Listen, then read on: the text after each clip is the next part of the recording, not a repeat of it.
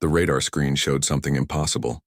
Major Sarah Chen leaned forward in her chair at Edwards Air Force Base, her coffee growing cold as she watched the blip move across restricted airspace at speeds that shouldn't exist. Not for anything human-made, anyway. "Command, this is Raven 2. I have visual confirmation of the target." The voice of Captain Jake Morrison crackled through her headset. He was up there in his F-22 Raptor, one of the most advanced fighter jets humanity had ever built. Jesus, it's beautiful." Sarah's fingers danced across her console. "Raven 2, describe what you're seeing." There was a long pause, too long. Sarah could hear Jake breathing, could almost feel his wonder through the static. "It's sleek, silver. No visible engines, no exhaust ports.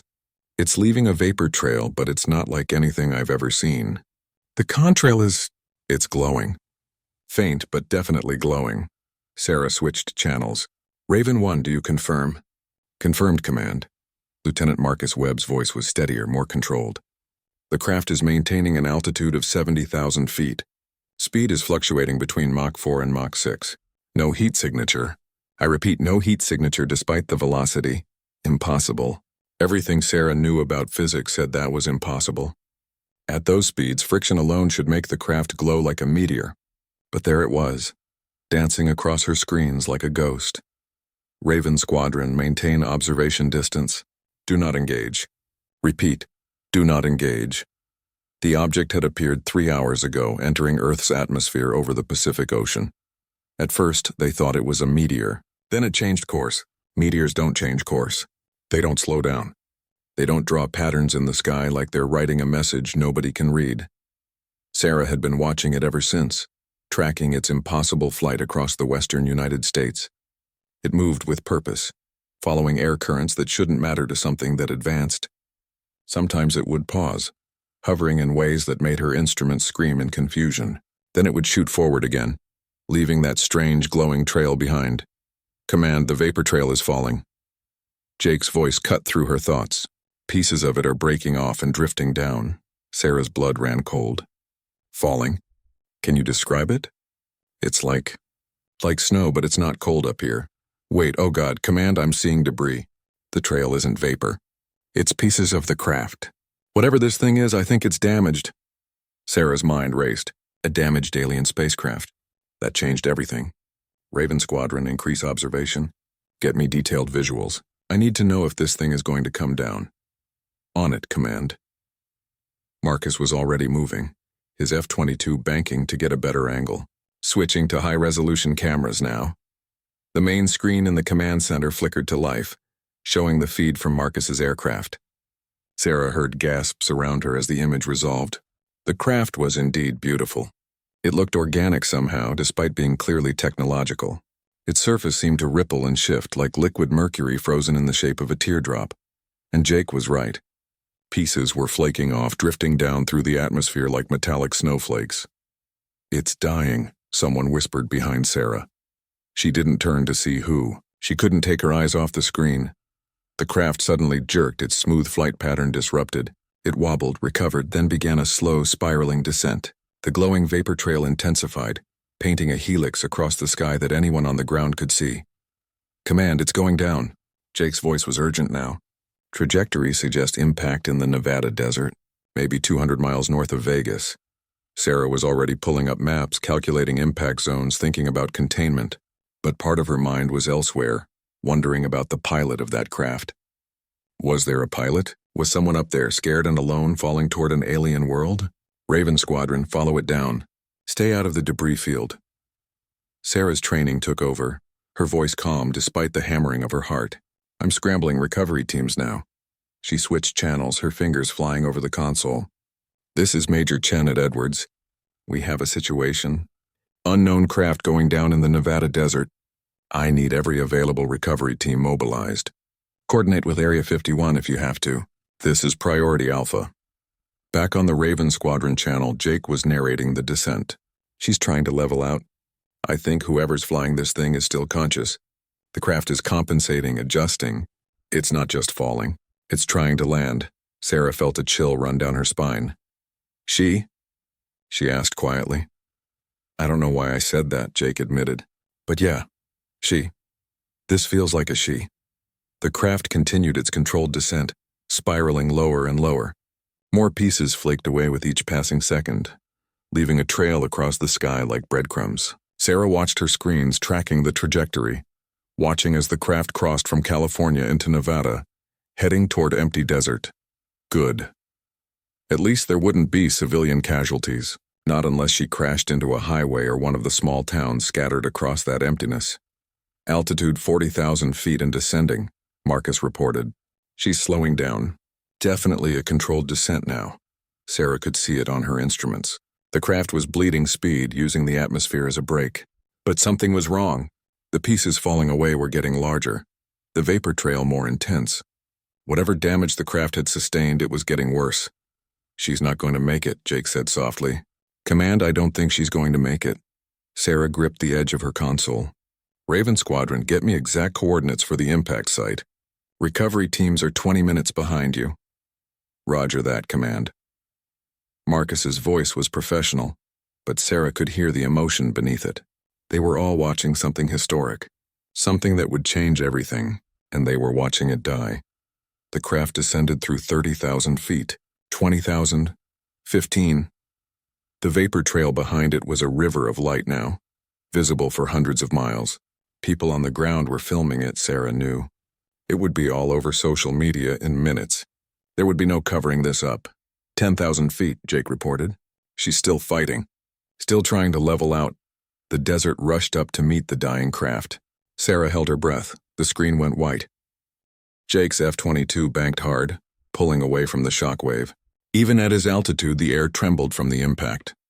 He circled back, his heart pounding, expecting to see a crater, expecting to see fire and destruction. Instead, he saw a furrow, a long, deep furrow carved into the desert floor, ending in a mound of displaced sand and rock.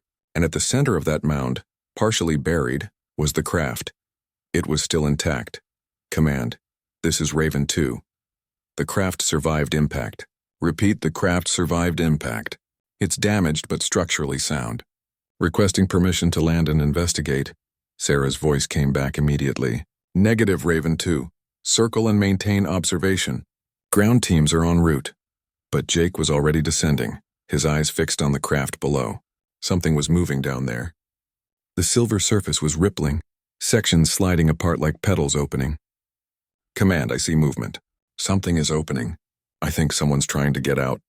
Raven 2, I said, maintain altitude. Jake ignored her. His landing gear was already deploying. There was a flat stretch of desert about a quarter-mile from the impact site. He could set down there, could get to the craft on foot before the recovery teams arrived with their protocols and procedures and probably weapons. Raven 2, you are disobeying a direct order. Court-martial me later, Command. Someone might need help down there.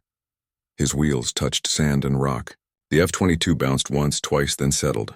Jake was already popping the canopy, already releasing his harness. The Nevada sun hit him like a hammer as he climbed out, but he barely noticed. He was running toward the crashed craft, his survival kit bouncing against his hip. The furrow was deeper than it looked from the air. Jake half ran, half slid down the side, his flight boots sinking into loose sand. The craft was bigger up close, maybe 60 feet long. That teardrop shape even more striking when he could see it properly. The surface wasn't just silver. It was iridescent, shifting colors in the sunlight like an oil slick or a soap bubble, and it was definitely opening. A section near what Jake assumed was the front slid aside with a sound like wind chimes. Vapor poured out, not smoke, but something cleaner, almost crystalline. It smelled like ozone and something else, something sweet he couldn't identify. Hello? Jake called out, feeling ridiculous. What was he supposed to say? Take me to your leader seemed even more stupid. Is anyone in there? Can you understand me? Movement in the opening. A shadow in the vapor. Jake's hand instinctively went to his sidearm, then stopped. What good would a 9mm do against someone who could fly between stars? He let his hand fall to his side and waited. The figure that emerged was humanoid. That was the first surprise. Jake had spent his whole life watching movies and reading books about aliens, and some part of him expected tentacles or insect features or something truly alien. But this was humanoid. 2 arms, 2 legs, a head in roughly the right place, but definitely not human. She was tall, maybe 6.5 feet, and slender in a way that suggested strength rather than fragility. Her skin was pale, almost translucent with faint patterns that might have been veins or tattoos or something else entirely. They glowed softly, pulsing with a light that matched the vapor trail her ship had left across the sky. Her face was angular, beautiful in an unsettling way, with large eyes that were too far apart and too dark to be human. Her hair was silver, the same shade as her ship, and it moved in ways hair shouldn't move, as if it was responding to something other than wind. She wore something that might have been clothing or might have been part of her. It shifted and flowed like liquid, covering her in patterns that changed as Jake watched. She took one step out of the craft, then her legs buckled. Jake was moving before he thought about it, catching her before she hit the ground. She was lighter than she should be, as if gravity had less hold on her than it did on him. Her eyes focused on his face, and Jake felt a jolt go through him. There was intelligence there, fear, pain, and something else, something that might have been gratitude. "Easy," Jake said softly. "I've got you. You're safe." She opened her mouth and sounds came out. Not words, not exactly. It was like music and mathematics had a baby and taught it to talk. Beautiful and completely incomprehensible. "I don't understand," Jake said helplessly. "I'm sorry, I don't understand." Her hand came up, trembling, and touched his chest, right over his heart. Her palm was warm, and Jake felt something pass between them. Not physical. Not quite mental either. Something in between, and suddenly, just for a moment, he understood. Not her words, not her language, but her meaning. Her intention. She was dying. The crash had damaged something vital, something that kept her alive.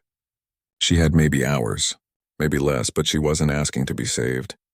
She was asking for something else.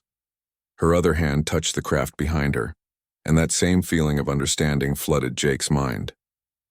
The ship was dying too, but it carried something precious, something that needed to survive even if she didn't. "What is it?" Jake asked. "What are you carrying?" She tried to stand, pushing against his supporting arm.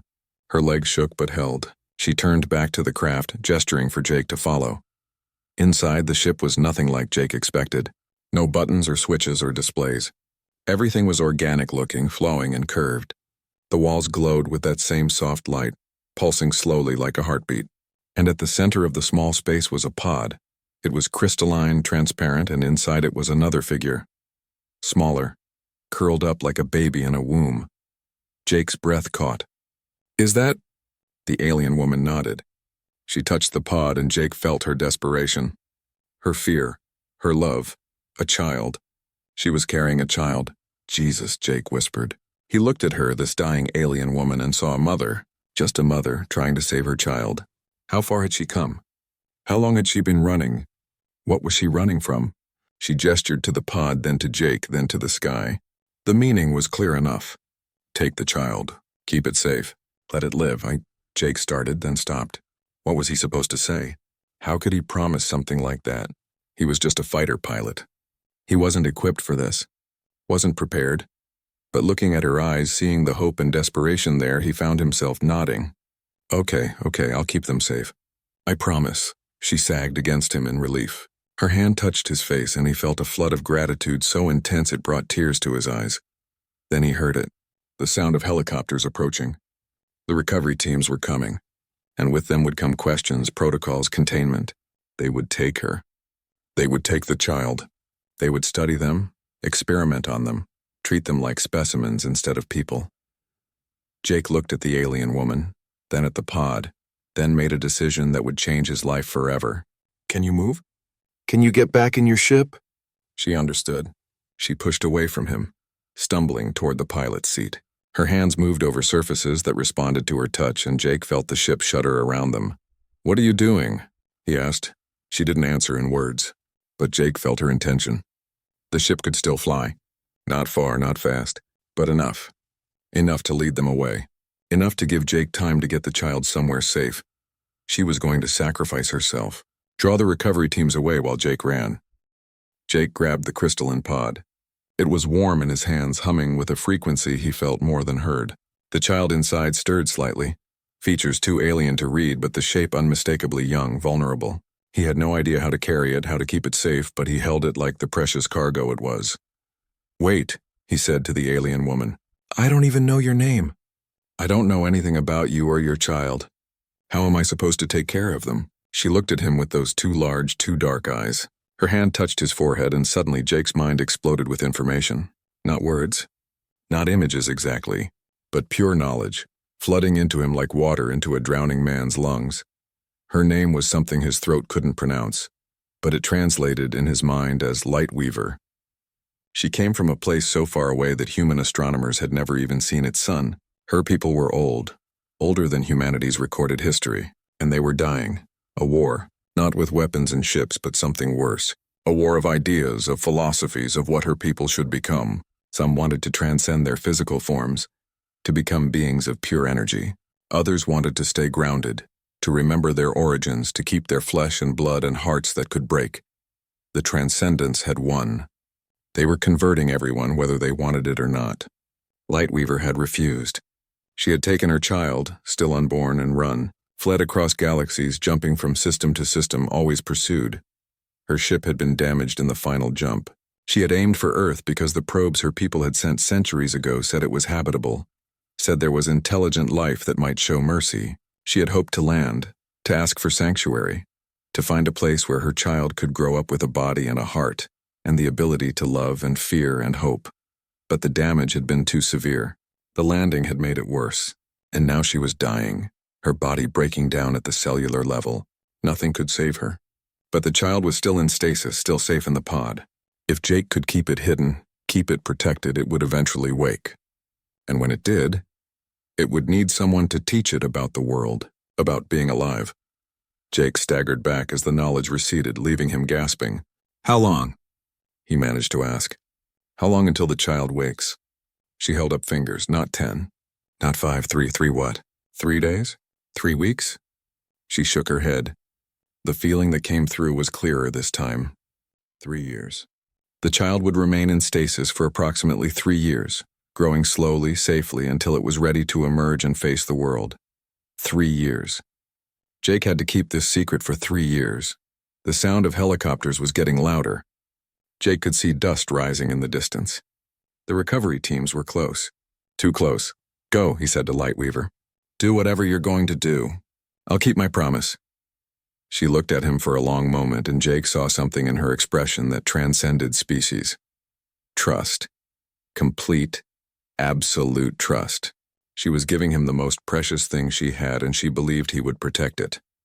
Then she turned back to her controls, and the ship shuddered to life. Jake ran.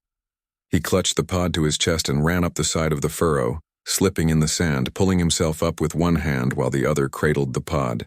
Behind him, he heard the whine of engines powering up, that alien technology fighting against its own damage. He reached the top of the furrow and looked back. The ship was rising, wobbling, pieces still flaking off.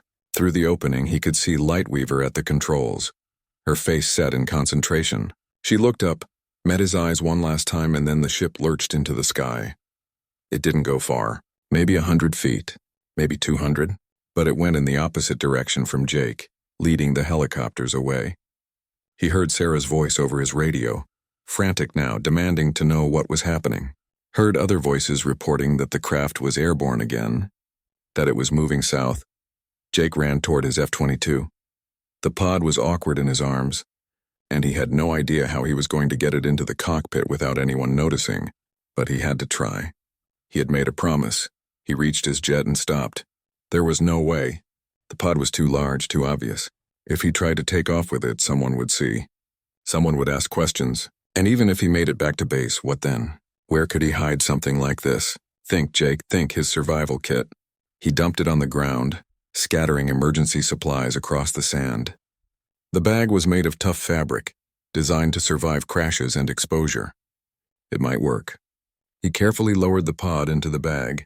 It fit barely. He zipped it closed and slung it over his shoulder. His radio crackled. Raven 2, report. What is your status? Jake keyed his mic. Command, this is Raven 2. I'm at my aircraft. The craft took off before I could make contact. Requesting permission to pursue. There was a pause. Sarah's voice came back cold with anger. Negative, Raven 2. Return to base immediately. You are in serious trouble, Captain. Jake climbed into his cockpit, the survival bag settling at his feet. Through his canopy, he could see the alien ship in the distance, spiraling slowly downward. It wouldn't stay airborne much longer. Lightweaver was giving him every second she could, using her last moments to buy him time. Roger that, Command. Returning to base. He fired up his engines, went through the pre-flight checks in record time, and lifted off. As he climbed, he kept the alien ship in sight. It was descending faster now, falling more than flying. The helicopters were converging on it, probably assuming Jake was already on his way back to Edwards. They were wrong. Jake banked his F-22 and headed east instead of west. Away from Edwards, away from the recovery teams, away from everything that represented safety and normalcy in his career in the Air Force. Raven 2, you are off course. Correct your heading immediately. Sorry, Command. I'm having some instrument trouble. My navigation system is acting up. Raven 2, we can see your transponder. You are deliberately heading away from base. Return immediately or you will be considered AWOL. Jake took a deep breath. Understood, Command. He switched off his transponder. Below him, somewhere in the Nevada desert, Lightweaver's ship was making its final landing. He hoped it was quick. He hoped she didn't suffer. He hoped she knew he was keeping his promise. Jake Morrison, captain in the United States Air Force, fighter pilot with a spotless record and a bright future, disappeared into the eastern sky. In his cockpit, wrapped in a survival bag at his feet, an alien child slept in stasis, waiting for a future that Jake had just bet everything on. Behind him, Sarah Chen watched her radar screen in disbelief as Jake's transponder vanished. She looked at the reports coming in from the recovery teams. The alien craft had crashed again, this time harder. When they reached it, they found the pilot inside already dead, beautiful and alien and gone with a smile on her face that suggested peace. But the craft was empty otherwise. No cargo, no secrets. Nothing but the dying woman and her mysterious smile. Sarah Chen was a smart woman. She looked at the timeline. Jake landing. Jake entering the craft. Jake taking off alone. Jake disappearing. She made a decision that would haunt her for years to come. She marked Jake's file as killed in action, lost in a malfunction that sent his jet into the desert somewhere off the grid. She wrote the report herself, made sure it was convincing because some part of her, the part that had seen the beauty in that dying ship, the part that had heard the wonder in Jake's voice, believed he had a good reason for what he did. And maybe, just maybe, humanity needed people who would risk everything for a promise made to a dying mother. Jake Morrison landed his F-22 at a small civilian airfield in Montana 3 hours later. He had flown low under radar coverage, using every trick he'd learned in his years as a fighter pilot.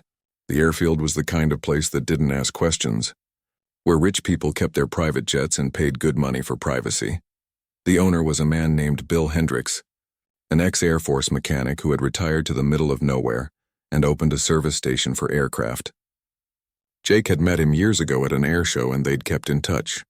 Bill was the kind of man who valued loyalty over law, which made him exactly the right person for what Jake needed.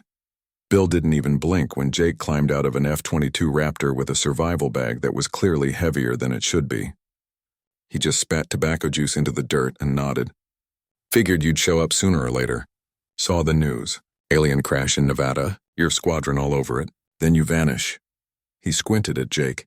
You steal that plane, son? Borrowed it, Jake said. Bill, I need help, big help. The kind that could get you arrested. Bill laughed, a sound like gravel in a cement mixer. Jake, I've been arrested 3 times. Twice for punching officers who deserved it. Once for stealing a helicopter to rescue some hikers the brass said weren't worth the fuel. You think I'm scared of a little trouble? He gestured at the survival bag. That what I think it is? Depends on what you think it is. I think it's either the biggest mistake of your life or the most important thing you'll ever do. Bill walked toward his hangar, a massive structure that could hold a dozen planes. Come on, let's get your borrowed jet under cover before a satellite spots it. Inside the hangar, Jake finally opened the survival bag. The crystalline pod glowed softly in the dim light and Bill whistled low. Well, I'll be damned. That's alien, all right. What is it? A child, Jake said quietly. Her child. The pilot's, she was dying. She asked me to protect it. Bill was quiet for a long moment, staring at the pod. Then he nodded slowly. All right then. We protect it. First thing we need to do is get you a new identity. Can't be Jake Morrison anymore. He's dead, or missing, or whatever story the Air Force is telling. You need to be someone else. I hadn't thought that far ahead. Lucky for you, I have. Bill walked to a filing cabinet and pulled out a folder. I've got documentation for 3 different identities. Leftovers from my more interesting days. You can be John Martinez, construction contractor. Got a social security number, driver's license, the works. Even got some bank accounts with a little money in them. Jake took the documents, feeling surreal. 24 hours ago, he'd been a decorated fighter pilot with a promising career. Now he was a fugitive with a fake name and an alien baby in a glowing pod. What about the pod? I need somewhere to keep it safe, somewhere it won't be found. Bill thought about that. I've got a cabin about 50 miles from here. Deep in the mountains. No neighbors, no roads, just forest and silence. Used to use it for hunting, but my knees are too bad for that now. You could stay there. Keep the kid hidden while you figure out your next move. Why are you helping me? Jake asked. You could go to prison for this. Bill looked at him like he was stupid. Because you're doing the right thing. That woman trusted you with her child. That means something. It means everything. He closed the hangar door and turned back to Jake. Besides, humanity's been waiting for this moment since we first looked at the stars. First contact. And when it finally happens, what do? We chase them with jets, hunt them down. Probably would have cut that woman open to see how she worked. Someone needs to show that we're better than that. Might as well be you. They moved Jake and the pod to the cabin that night, driving through back roads in Bill's old truck. The cabin was exactly what Jake needed. Remote, sturdy, and forgotten. It had solar panels that Bill had installed years ago, a well for water, and enough supplies to last months if necessary. Jake set the pod in what used to be the bedroom. It hummed softly, that subsonic frequency that he felt in his bones. The child inside was growing, he could see that now. When he'd first taken it, the figure had been barely formed. Now it was more defined, features becoming clearer. Still alien, but undeniably a child. Over the next weeks, Jake established his new life. John Martinez got a job at a lumber mill 40 miles from the cabin. Boring work, hard work, but it paid cash and nobody asked questions. Jake grew a beard, let his hair get shaggy, changed the way he walked and talked. Slowly, Jake Morrison faded away, and John Martinez took his place. Every night he came back to the cabin and checked on the pod. He talked to it sometimes, telling the sleeping child about Earth, about humans, about the mother who had given everything to save it. He didn't know if it could hear him, but it felt important to try. Sarah Chen, meanwhile, was dealing with the aftermath of the alien encounter. The craft had been recovered and taken to a classified facility. Lightweaver's body had been studied, scanned, analyzed. She was humanoid, but her biology was fascinating. Her cells were more efficient than human cells, her organs simpler but more robust. She was built for endurance, for survival in harsh conditions. The scientists were excited, writing papers that would never be published, making discoveries that would never be shared. But Sarah couldn't shake the feeling that they were missing something. The craft had been empty except for Lightweaver. No cargo, no supplies beyond what she needed to survive. It didn't make sense. Why run across the galaxy with nothing but yourself? Unless you weren't alone when you started running. Sarah pulled up the footage from Jake's plane, the last moments before he went AWOL. She watched him run into the alien craft. Watched him emerge minutes later with his survival bag noticeably fuller than when he went in. Watched him take off and disappear. He took something. Lightweaver had been carrying something and Jake had taken it to protect it. Sarah should have reported this. Should have sent teams to find Jake, to recover whatever alien technology or biological material he had stolen. It was her duty. Her responsibility. Instead, she closed the file and marked it as reviewed with no actionable intelligence. Whatever Jake had taken, Lightweaver had wanted him to have it. The alien woman had sacrificed herself to give Jake time to escape. That meant something. That meant Sarah should respect it, but she made a note in her personal files. A reminder to keep watching for signs of Jake Morrison, not to arrest him, just to make sure he was okay, to make sure he succeeded in whatever mission Lightweaver had given him. Back in the Montana cabin, Jake sat in front of the pod and watched the child sleep. 3 years, Lightweaver had said. 3 years until it would wake. 3 years to figure out how to raise an alien child in a world that would fear it, study it, maybe even try to destroy it. Your mom was brave, Jake told the sleeping figure. She crossed galaxies to give you a chance at life. I don't know what I'm doing. I don't know how to raise a kid, let alone an alien kid, but I'm going to try. I promise you that. I'm gonna try." The pod hummed in response, and Jake chose to believe that the child could hear him, that somewhere in its dreams it knew it was safe, that it knew it was loved, not just by the mother who had died for it, but by the human who had given up everything to keep a promise to a dying woman. Jake Morrison was gone. But John Martinez was here, and he had a purpose now. He had 3 years to prepare for the moment when the pod would open, and an alien child would look at him and ask in whatever way it could, "Who are you? Where is my mother? What is this place?" 3 years to figure out how to answer those questions. 3 years to build a life that could shelter and protect something precious and strange. 3 years to prove that humanity deserved the trust Lightweaver had placed in them. In him.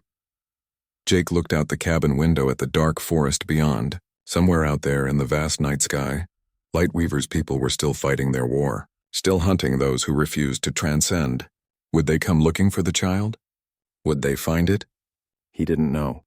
But if they did, they would have to go through him first. 2 years and 11 months passed. Jake had become John Martinez so completely that sometimes he forgot he was ever anyone else. The beard was permanent now, threaded with gray that made him look older than his 38 years. The calluses on his hands were real, earned through honest work at the lumber mill and building improvements to the cabin. He had friends in the small mountain town nearby, people who knew him as John, the quiet guy who kept to himself but would help you move furniture or fix your truck without asking for anything in return. Nobody knew about the pod in his cabin. Nobody knew about the promise he was keeping. The child had grown. It was remarkable to watch, even though the changes were subtle from day to day. What had started as a barely formed figure was now clearly a juvenile, perhaps equivalent to a human 8 or 9-year-old. The features were more defined now. The same angular beauty as Lightweaver, but softer, rounder. The skin patterns glowed brighter. The silver hair was longer, floating in the stasis field like seaweed in water. Jake had prepared as much as he could. He'd learned to hunt, to grow vegetables in a greenhouse he'd built behind the cabin, to be completely self-sufficient if necessary. He'd stockpiled medical supplies, though he had no idea if human medicine would work on alien biology. He'd read everything he could find about child development, about psychology, about teaching and parenting. He felt completely unprepared. The pod had started changing 3 days ago. The glow had intensified, pulsing faster. The humming had grown louder, shifting frequencies in a pattern that sounded almost like a countdown. Jake barely slept, watching it constantly, waiting for the moment when the child would finally wake. It happened on a Tuesday morning just after dawn. Jake was making coffee when he heard the sound. Not the hum he'd grown accustomed to, but a crack, sharp and clear like ice breaking. He dropped his mug and ran to the bedroom. The pod was fracturing. Lines of light spread across its crystalline surface, branching like lightning. The child inside was moving now, stirring after years of stillness. Jake's heart hammered in his chest. This was it. The moment he'd been preparing for. The pod shattered, not violently but gently, dissolving into motes of light that faded as they fell. The child collapsed onto the bed Jake had prepared, gasping for air. Real air, not the stasis fluid that had sustained it for years. Jake moved forward carefully, hands raised where the child could see them. "Hey," he said softly. "Hey, it's okay. You're safe. I'm Jake. I'm a friend. I knew your mother." The child's eyes opened. They were the same as Lightweaver's, too large and too dark, but where hers had held age and weariness, these held confusion and fear. The child looked at Jake, at the unfamiliar room, at the world it had never seen while conscious. And then it spoke. The same musical, mathematical language Lightweaver had used. Jake didn't understand the words, but he understood the meaning behind them. "Where am I? Where is my mother? Who are you?" Jake sat down on the floor, making himself smaller, less threatening. "Your mother brought you here, to Earth. She was hurt and she couldn't stay, but she wanted you to be safe. She asked me to take care of you." The child tilted its head, processing this. Then it spoke again, and this time Jake caught a word he recognized. A word Lightweaver had placed in his mind years ago. "Mother." "Yes," Jake said. "Your mother, Lightweaver. She loved you very much. She did everything she could to save you." The child was quiet for a long moment. Then tears began to fall, not like human tears. These glowed softly, leaving trails of light down the child's cheeks. It was crying for a mother it had never known while conscious, mourning a loss it was only now understanding. Jake did the only thing he could think of. He moved closer and wrapped the child in his arms. It stiffened at first, then relaxed, pressing its face against Jake's shoulder. It was warm, warmer than a human child, and it smelled like ozone and that same sweet scent Lightweaver's ship had carried. They sat like that for a long time, Jake holding this alien child while it grieved. Eventually, the crying stopped.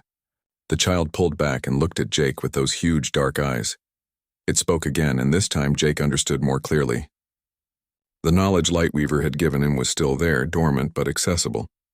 The child was asking its name, wanting to know what it was called. "Your mother didn't tell me your name," Jake admitted. "Did she give you one?" The child nodded and spoke. The sounds were impossible for Jake's throat to make, but in his mind, they translated to something like Starweaver, a name that spoke of light and creation and hope for the future. "Starweaver," Jake repeated, mangling the pronunciation but trying his best. "That's beautiful. I'm Jake. Or John, that's what most people call me now. But you can call me Jake." Starweaver looked around the cabin, taking in this strange new world. Everything must have been alien to them. The wooden walls, the simple furniture, the sunlight streaming through the windows. On their world, Jake knew from Lightweaver's memories. Everything had been crystalline and flowing. Cities that grew rather than being built. This must look primitive, but Starweaver didn't seem disgusted or disappointed.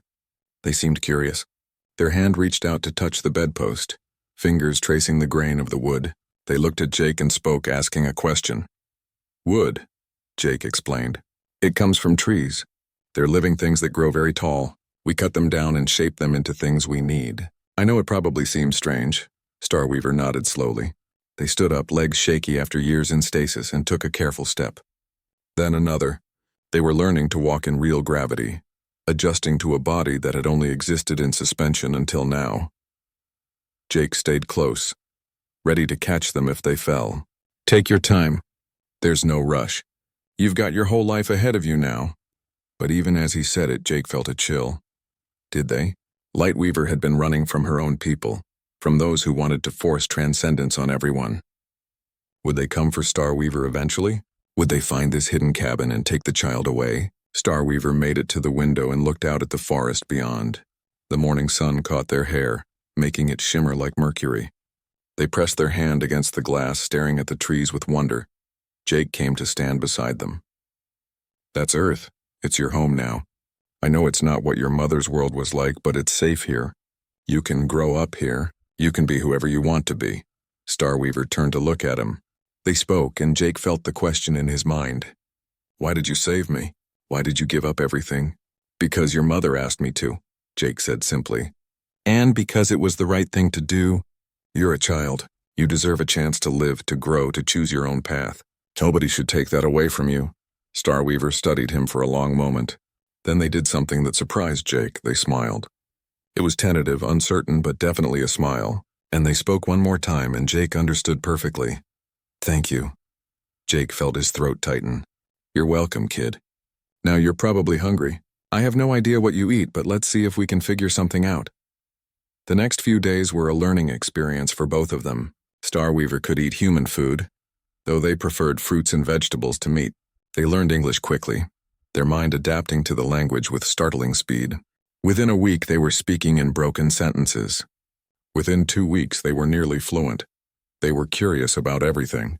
How electricity worked, why the sky was blue, where rain came from. Jake answered as best he could, sometimes pulling out books, sometimes searching the internet on the laptop he'd bought for this purpose. But he was also teaching Starweaver to hide.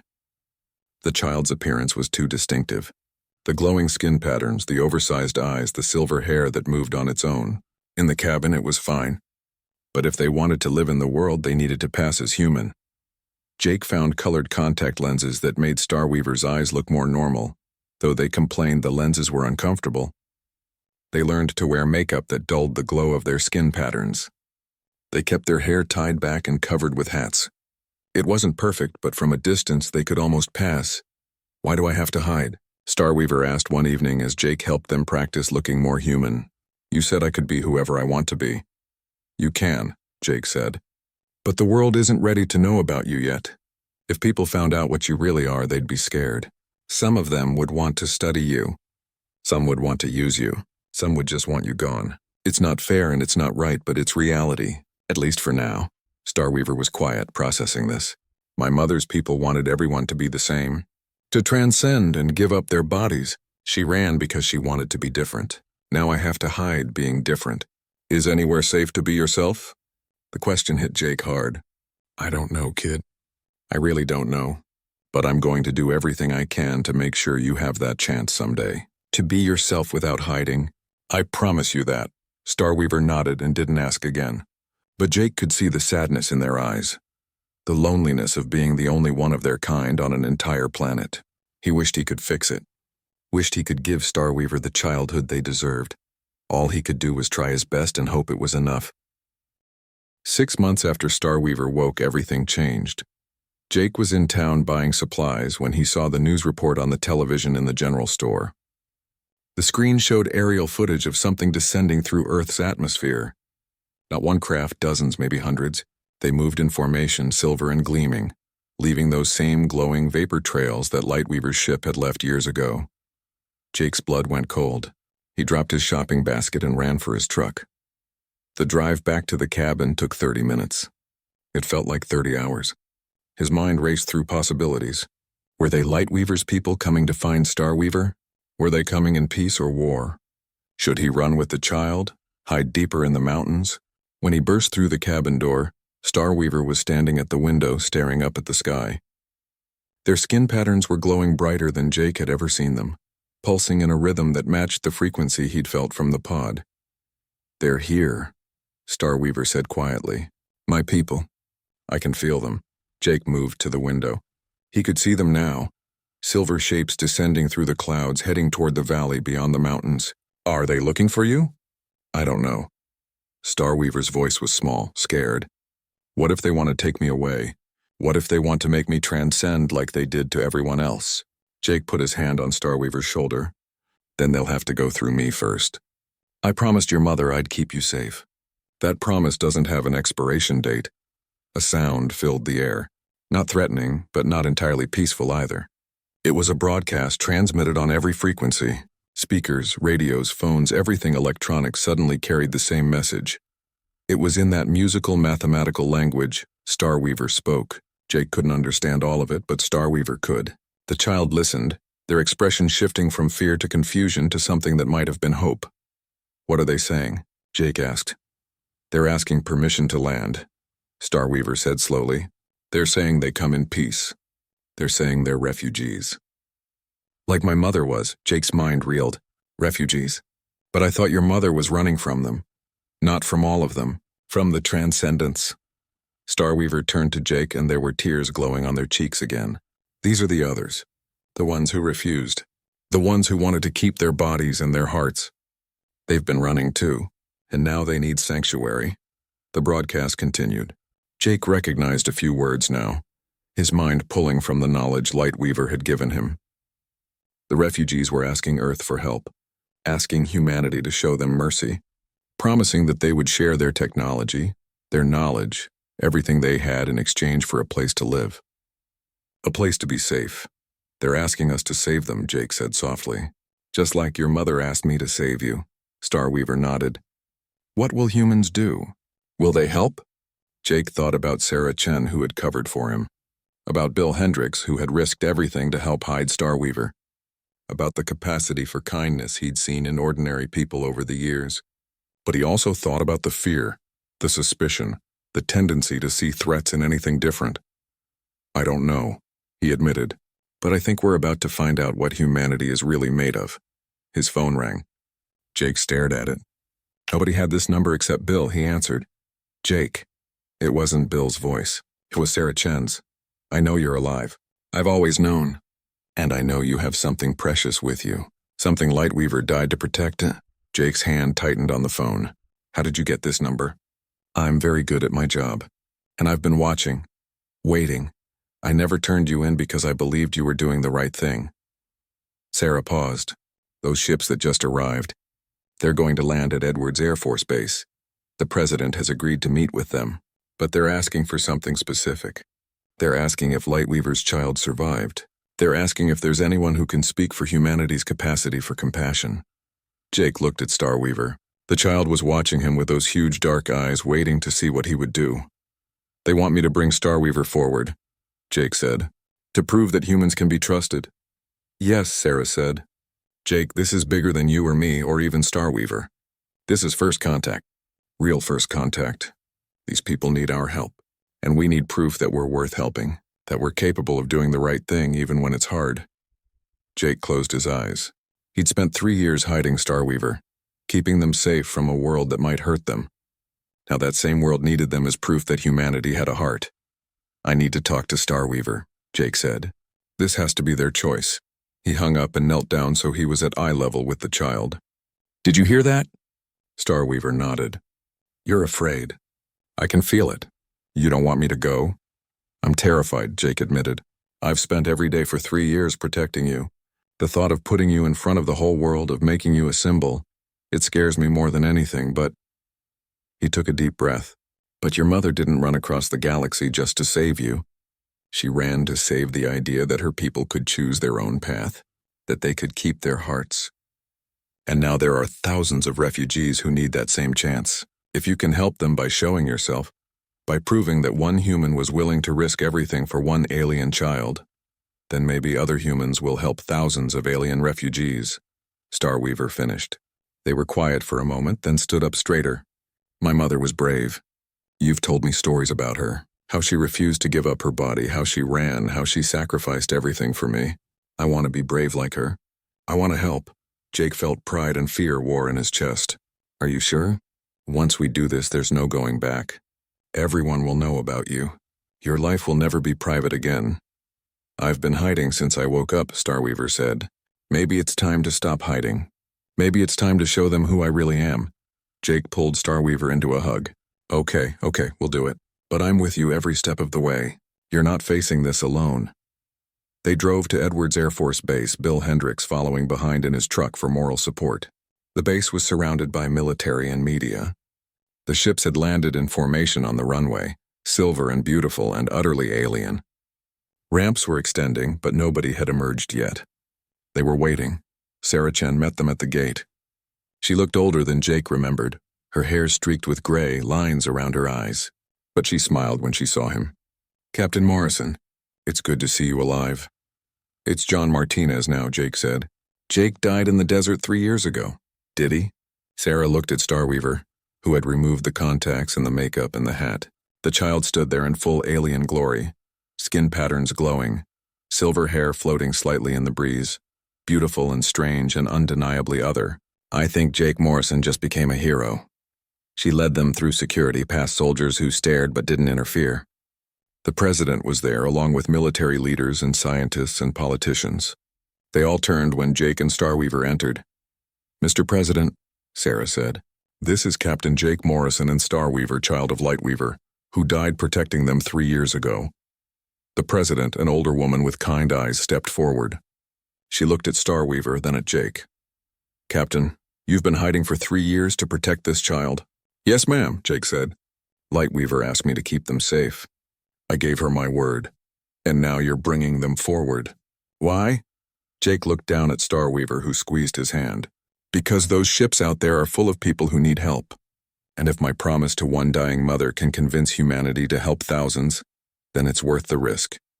The president nodded slowly. Then she did something unexpected.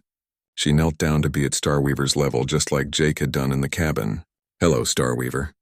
Can you understand me? Yes, Starweaver said, their English perfect now. I can understand you. Those are your people out there. Can you help us talk to them? Can you help us understand each other? Starweaver looked at Jake one more time. He nodded, giving permission, giving support. Then Starweaver turned back to the president. Yes, I can help. That's what my mother would have wanted. For us to understand each other. To help each other. What happened next would be recorded in every history book ever written. Starweaver walked out onto the tarmac toward the waiting ships. Jake walked beside them, refusing to let the child face this alone. Behind them came the president, Sarah, and a small group of others. The ramps of the ships lowered fully. Figures emerged, tall and slender and beautiful, glowing with that same inner light. There were children among them, Jake saw. Families. People who had risked everything to escape forced transcendence, to keep their bodies and their hearts. One figure stepped forward, older than the others, with skin patterns that pulsed with complex rhythms. They looked at Starweaver and spoke in that musical language. Starweaver responded, their voice clear and strong. Jake couldn't understand all of it, but he got the gist. Starweaver was introducing themselves, explaining who they were, telling the story of Lightweaver's sacrifice and Jake's promise. The elder listened, then turned to Jake. When they spoke, Jake heard the words in his mind, translated by the same gift Lightweaver had given him. You are the human who saved Lightweaver's child.